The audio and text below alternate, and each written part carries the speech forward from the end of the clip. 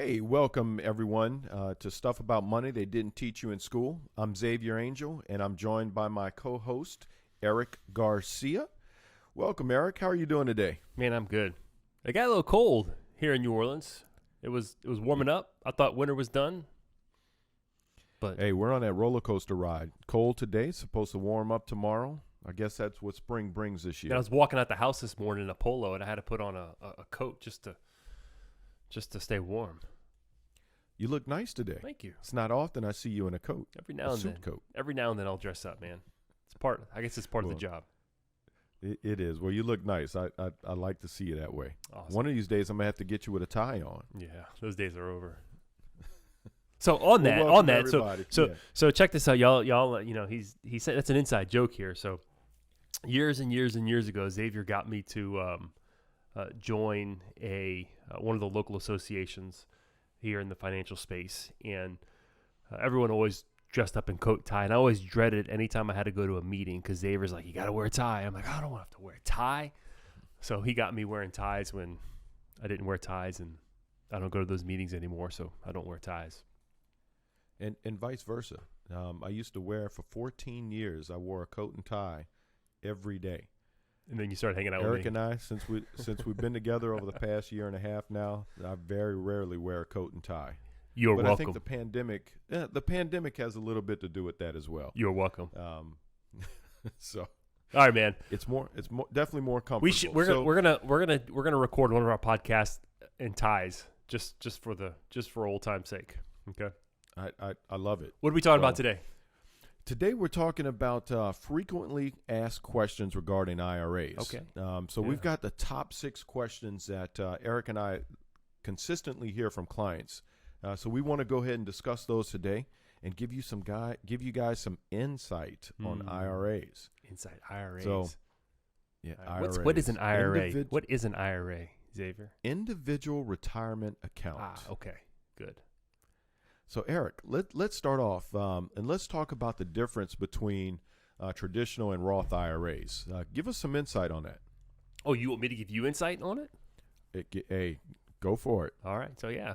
So, IRAs, so when we're talking about IRAs, they come in a couple different varieties. So, for individuals, there's some stuff that we're going to keep on the side that are available to businesses. So, just keep in mind we're talking about individual retirement accounts, and they come into two main varieties.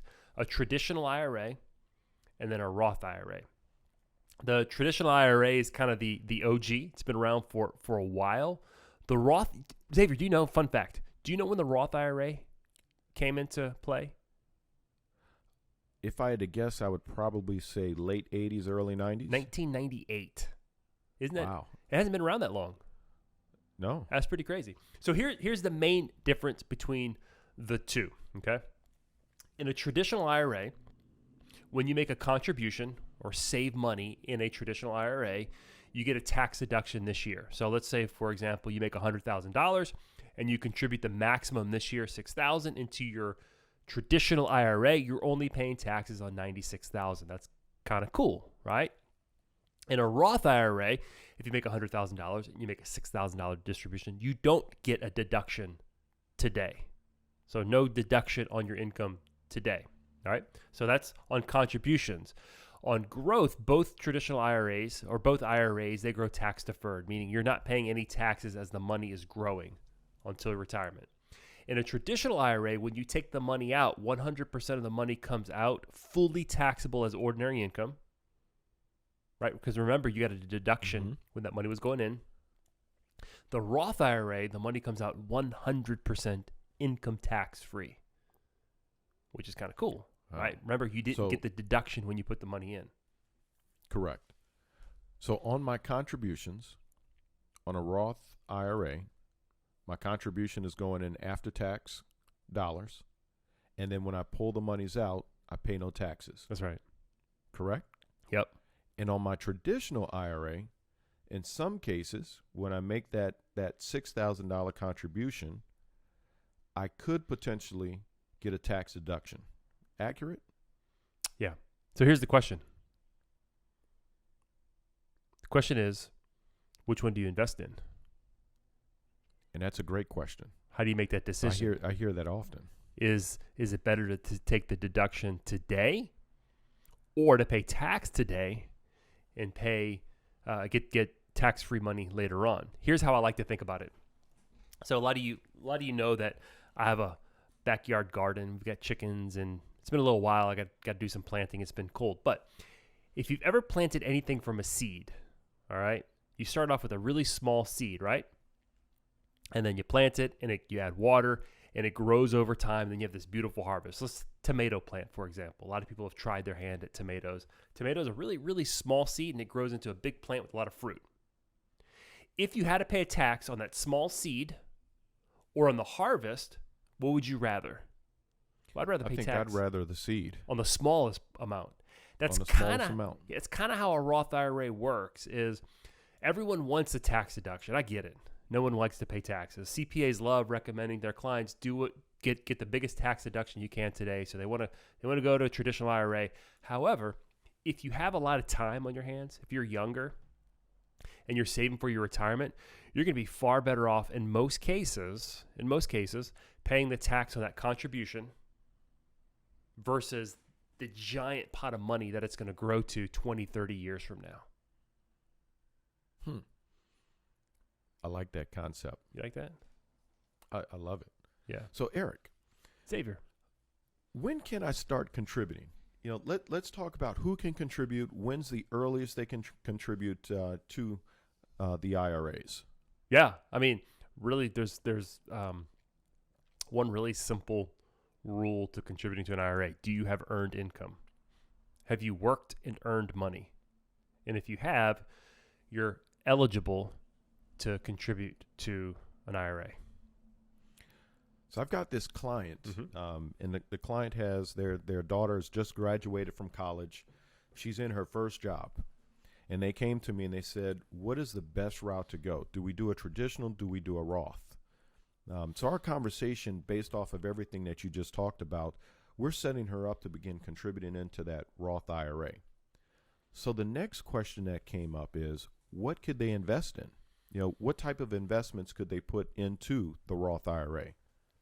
Yeah. So I have a lot of conversations. There's some confusion on this. There's some people who think, and this is, I mean, if you're not in this space, it's not uncommon to think this. They think that the IRA itself is the investment. IRA is nothing more than rules or tax laws that apply to a pot of money. So most commonly in IRAs, you're going to have anything from stocks, bonds, mutual funds, ETFs. You can even have bank CDs in an IRA if you're risk averse. So the rules about what can be inside of an IRA are pretty broad in terms of like investable assets. Now, where it gets squirrely and where I get some questions from clients, can I put real estate in my IRA? Can I put other collectibles in your IRA? I'm just going to say this, that is not my wheelhouse. That is not, I do not have a lot of knowledge in that area. There's some self-directed IRAs, but they're not for the average person. I'll just leave it at that because I don't really know enough to speak intelligently about it. But that is a possibility, but it does get very complicated. And that is a question that comes up often that I hear is about those self-directed IRAs. So thank you for that one, Erik, because I forgot about that. Yeah, you forgot about that. Yeah, but keep in mind that the IRA is not the investment. You're not investing in an IRA. You're taking advantage of the rules and the laws that apply that the IRS has given us to be able to save for retirement. And you can invest in, a breadth of investments from money market accounts, right? If you're super risk averse, to individual stocks, mutual funds, ETFs, and so on and so forth. So if I'm under 50 years old, yeah, then I can come in and make a contribution of $6,000 per year. Right now, yep. And if I'm 50 or older in 2022, then I can make a contribution of $7,000. Yes, for our more mature clients. 50 and plus. So, all right. So I like that. 6,000 and 7,000. Yeah. So the 7,000 would be the max for that 50-year-old or older. It's a catch-up. They call it a catch-up provision. Okay. So the idea is IRS is saying, hey, look, you're older now, you're getting closer to retirement age, they're going to allow you to save more and take full advantage of the, of either the deduction on the front end or the tax deferred growth while it's growing. So they're going to give you that catch-up provision to allow you to put away a little bit more. Because remember, the IRS wants to encourage, the Congress, the country wants to encourage individual savings. The more individuals save, the less of a burden they are as they get older, they are on the state, right? On the federal government. Mm-hmm. So I guess that's the IRS's way of saying, hey, you're getting old now. We're going to let you put away a little bit more money towards your retirement. And look, that's a moving number. 6,000. I remember when it was 5,000, then it was 5,500, and now it's 6,000. And my guess is in the next few years, that number is going to creep up even more, particularly with inflation on the rise. So that number does tend to increase over time. And there is one more difference between the two. So on that traditional IRA, generally we have an age at which we need to begin taking those required minimum distributions, or RMDs. Yeah, thank you. 70 and a half. 72. 72 and a half now. It was 70 and a half. 72 now. Yes. Yeah. And then on those Roth IRAs. So let's talk about the RMDs real quick. Okay. What is that? What is a required minimum distribution? So that's the point at with. So you just mentioned that the IRS wants us to save as much money as possible.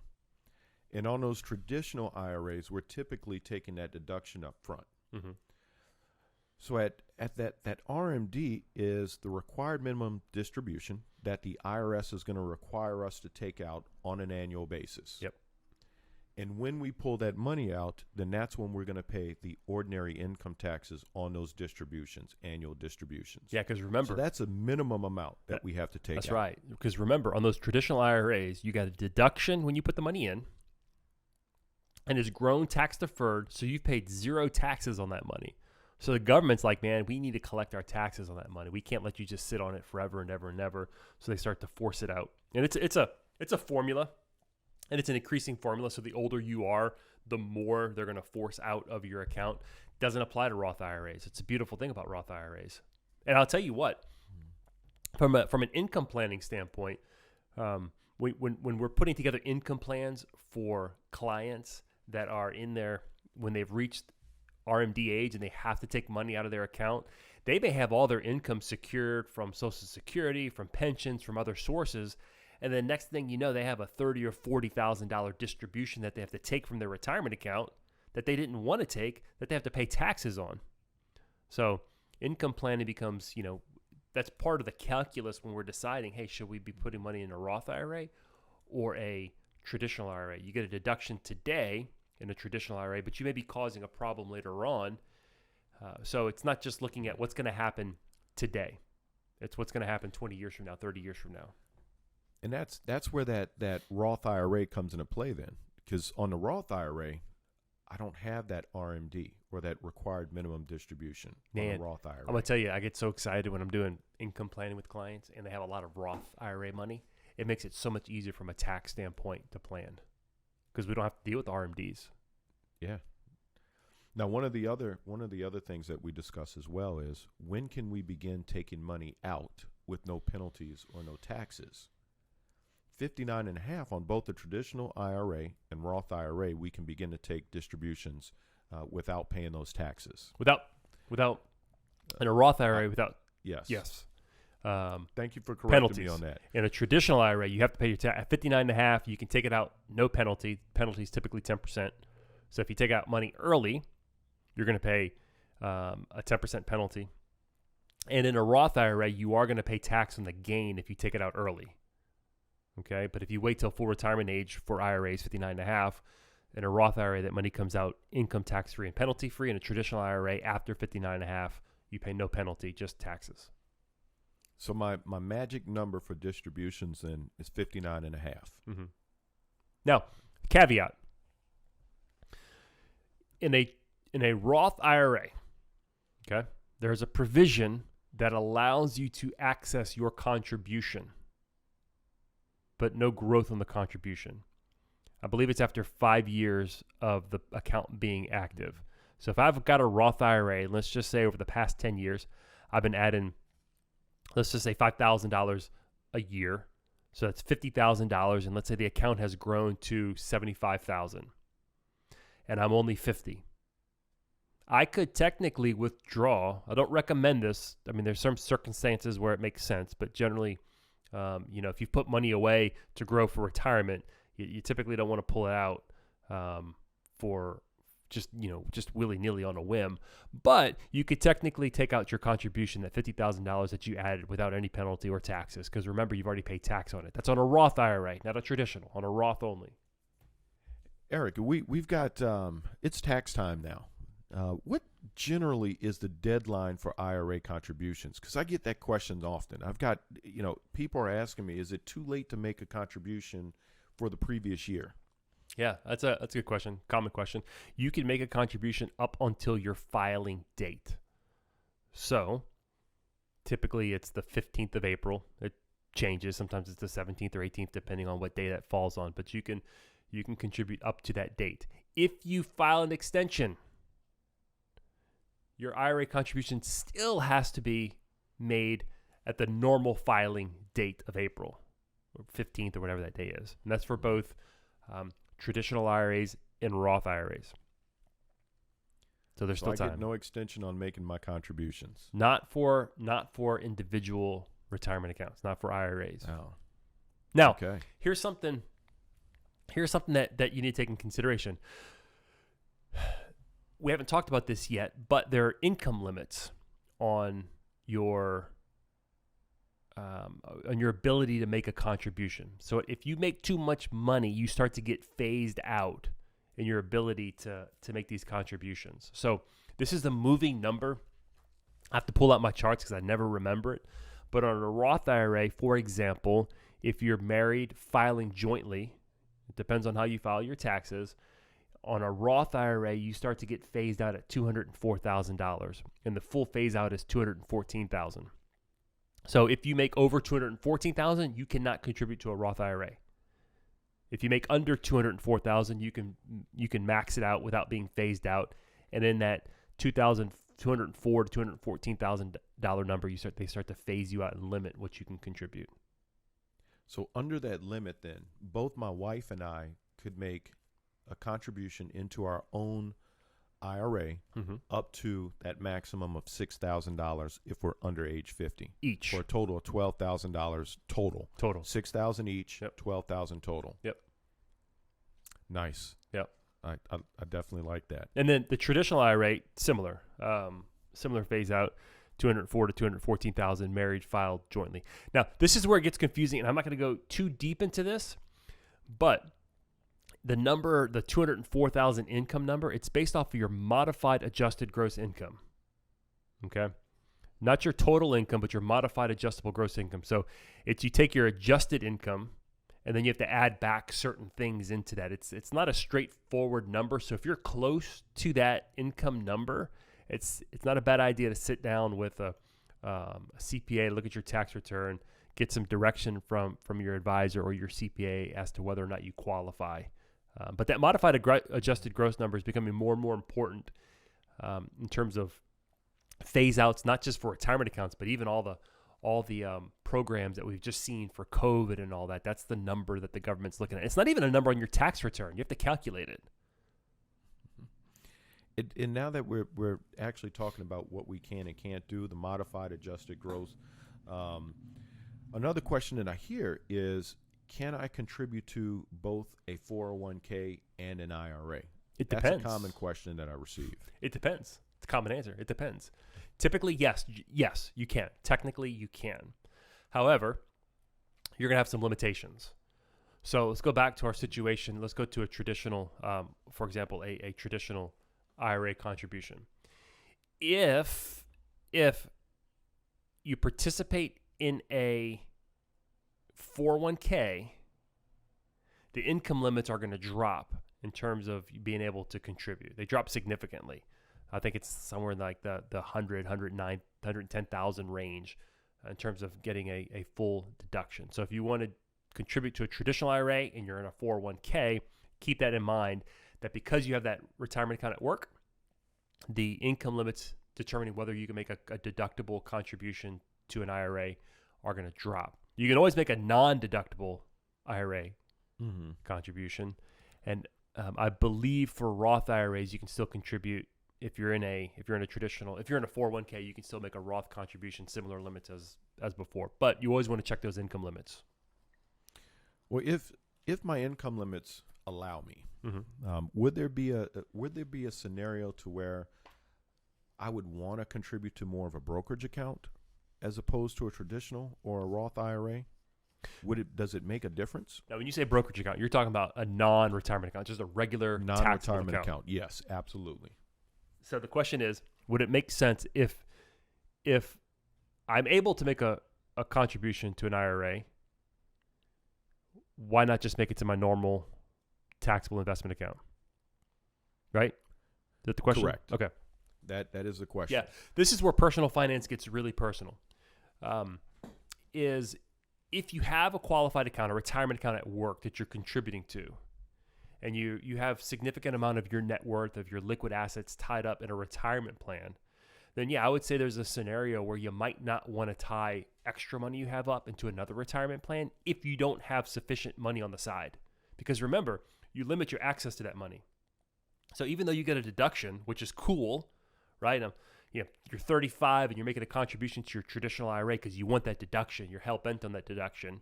The problem is your money's tied up for another 15 years. Is that the right math? Another 15 years. So if you're sufficiently funding a retirement account like a 401k or something like that, it's not a bad idea to have other investments that remain accessible to you, that are still exposed to the market, that are still growing, because you might want to go on a trip. You might want to start a business. You might want to buy a house. You want to have access to that money. So if all your money's tied up in retirement, then that's not a bad spot. That's a bad spot to be in if you need cash. Right. So being accessible, I have access to those monies prior to 59 and a half, and those will actually meet some of my other goals that I may be planning towards, whether it's education purposes for my children, purchasing a new home, whatever my goal may be, I have access to those monies early with no penalties. Yeah. That's right. Nice. I like that one as well. You like that? I'm going to pivot and go back a little bit. So we talked about where you could be invested inside of your IRAs. What can we invest inside of your IRAs? Yep.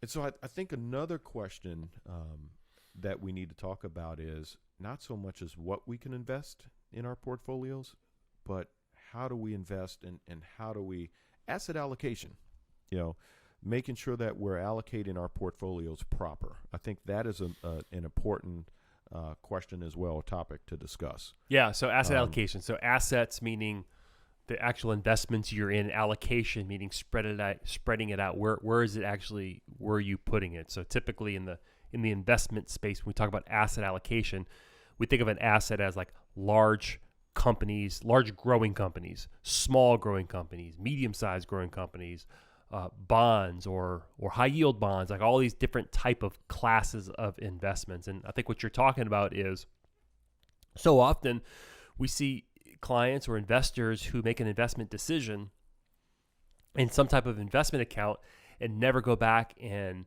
look at where the money is sitting, how it's invested. This is kind of one of my first rules of financial security: know where your money's at. And that part of that is understanding how your money's invested, which is your asset allocation. Because you invested in something 10 years ago and you haven't changed it, maybe it's not appropriate anymore. Maybe you need to move it. Maybe that one of the examples that I use, I think about it as driving a car on the interstate. How fast are you driving? Are you driving 60 miles an hour and doing a speed limit? Are you doing 75, 80 miles an hour? Or are you doing it somewhere in the middle? And when I talk about it, yes, we're looking at the companies and are we using large cap, small cap, mid cap, whatever it may be, but also how conservative or aggressive do we want to be inside that portfolio, and revisiting that portfolio like you said on an annual basis. Yeah, absolutely. Because I always talk about risk tolerance. What's going to keep you up at night? That's your conservative or aggressive. Aggressive investors tend to have a high tolerance for risk. conservative investors tend to have a low tolerance for risk, but then we also have to look at risk capacity. Young people have a high capacity for risk. Yeah. You know, I am 42. I can weather things like we're experiencing right now in the stock market. When the stock market turns bad because we have some geopolitical event happening, I've got the capacity to withstand that. You know, my client who's 66, who's retiring in 6 months, they need to be a little bit more concerned. So how those assets are allocated becomes very, very important for the client who's looking to retire or who's relying on their investments for income versus someone like me or you who still has 15, 20, 25 years ahead of us to invest. Mm-hmm. And by doing that asset allocation, then one of the things that we're capable of doing is as we get closer to retirement time, then as our risk tolerance changes, we could either make it more conservative, more moderate, whatever it may be. So that changes as we get older and closer to retirement. So that is an important piece to look at as well. Yeah. True. Good stuff. I think that was more than 6 questions, dude. I think we went over more than 6 frequently asked questions. We get a lot of questions, y'all. A lot of questions. and they're great questions, you know. So getting into those, because it can drive other questions once we get into the answers for those. So yeah, if anyone has any specific questions, you can find us easy, stuffaboutmoney.com. That'll take you to the website. You can find our contact information. We'd love to answer any questions that you have. Maybe your question will become one of the questions that we answer on the podcast itself. But be sure to follow us. You can find us anywhere you listen to your podcast. You can find us on YouTube as well. Leave us a review. We'd love to hear from you. And this is not everything you need to know about IRAs, but I think we hit on 6 plus a few more lagniappe questions about what you need to know about IRA. Well, thank you everyone for tuning in. We look forward to the next one. Have a great day.